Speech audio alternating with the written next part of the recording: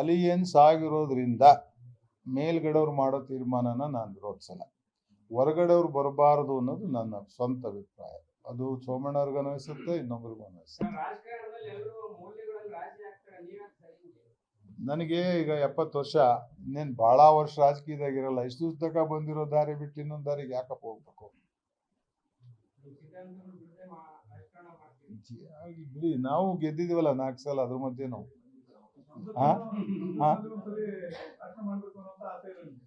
ಕೊಟ್ರೆ ಮಾಡ್ತೀನಪ್ಪ. ಪಕ್ಷದವ್ರ ಅವಕಾಶ ಕೊಟ್ರೆ ಮಾಡ್ತೀನಿ, ಗ್ಯಾರಂಟಿ ಮಾಡ್ತೀನಿ ಭಾಷಣ. ಕೊಡದಿದ್ರೆ ಏನ್ ಮಾಡಕ್ಕಾಗುತ್ತೆ? ಈಗ ನಾನು ಹೇಳಿದ್ದೀನಿ ನಿಮ್ಗೆ ಡೇ 1 ಇಂದ, ಅದು ಇತ್ಯರ್ಥ ಆಗದೆ ಮಾತಾಡಲ್ಲ ನಾನು ಅಂತ. ಇತ್ಯರ್ಥ ಆದ್ಮೇಲೆ ಏನ್ ಬೇಕು ಆಡ್ತೀನಿ ಮಾತು. ಅವತ್ತು ಮಾತಾಡೋಣ. ಸುಮ್ಮನೆ ಇಲ್ಲ ಅನ್ನೋಕ್ಕೂ ಆಗಲ್ಲ, ಅನ್ನೋಕ್ಕೂ ಆಗಲ್ಲ. ಅವತ್ತು ಸನ್ನಿವೇಶ ಏನ್ ಸೃಷ್ಟಿ ಆಗುತ್ತೆ ನೋಡೋಣ.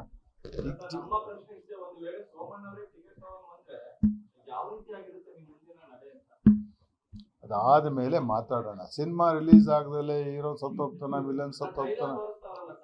ಟ್ರೈಲರ್ ನಾನು ತೋರಿಸ್ತಾ ಇದ್ದೀನಿ, ಅವರು ತೋರಿಸ್ತಾರೆ.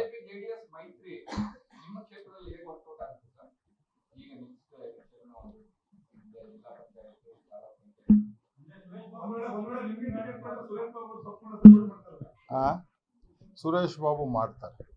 ಅಲ್ಲ ಅವರೇ. ಈಗ ನಾನೇನು ಹೇಳಲ್ಲ, ಅವರು ಎಲ್ಲ ಕಡೆ ಹೇಳಿಕೆ ಕೊಟ್ಟಿದ್ದಾರೆ, ಚರ್ಚೆ ಮಾಡಿದ್ದಾರೆ. ಅಲಿಯನ್ಸ್ ಆದ್ರೆ ನಾವು ಮಾಡಬೇಕಾಗತ್ತೆ ಅಂತ. ಕುಮಾರಸ್ವಾಮಿ ಅವರು ಅವ್ರನ್ನ ಕರೆಸಿ ಹೇಳಿದ್ದಾರೆ, ನೀವು ಮಾಡಲೇಬೇಕಾಗುತ್ತೆ ಅಂತ.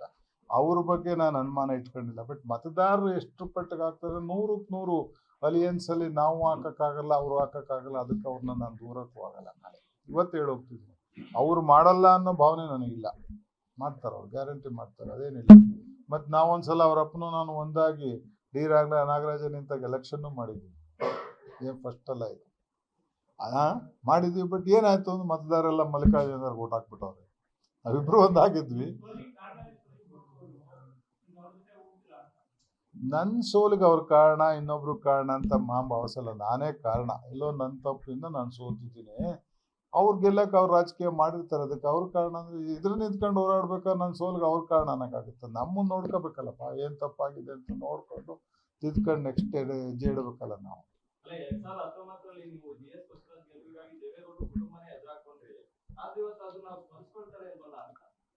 ನಾನೇನು ಕಾಮೆಂಟ್ ಮಾಡಲ್ಲ, ನಾನು ಮಾಡಬಾರ್ದು. ಈಗ ಯಾರು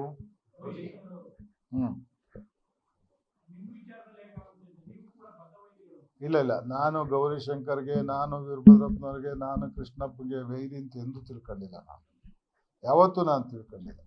ರಾಜಕೀಯ ರೀ ಅಲ್ಲಪ್ಪ,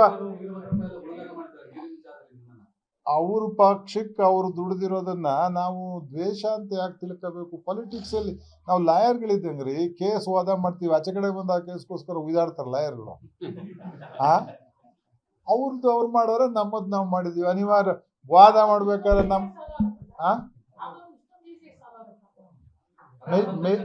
ಮೆಚುರಿಟಿ ಬಂದ್ರೆ ಆಗತ್ತೆ.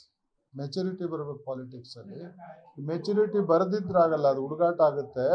ಪಾಲಿಟಿಕ್ಸ್ ಅನ್ನು ಅಷ್ಟೊಂದು ಪರ್ಸನಲ್ ಆಗಿ ತಗೊಳೋದು ತಪ್ಪು. ನಮ್ಮ ಸಿದ್ಧಾಂತ ನಮ್ದಿರ್ಬೇಕು, ಅವ್ರ ಸಿದ್ಧಾಂತಕ್ಕೆ ನಾವು ಅವ್ರನ್ನ ಒಪ್ಪಲ್ಲ ಅಂದಾಗ ನಾವು ಅವ್ರ ಸಿದ್ಧಾಂತ ವಿರೋಧ ಮಾಡ್ತೀವಿ. ಹಂಗಂದ್ರೆ ಪರ್ಸನಲ್ ಅಲ್ಲ.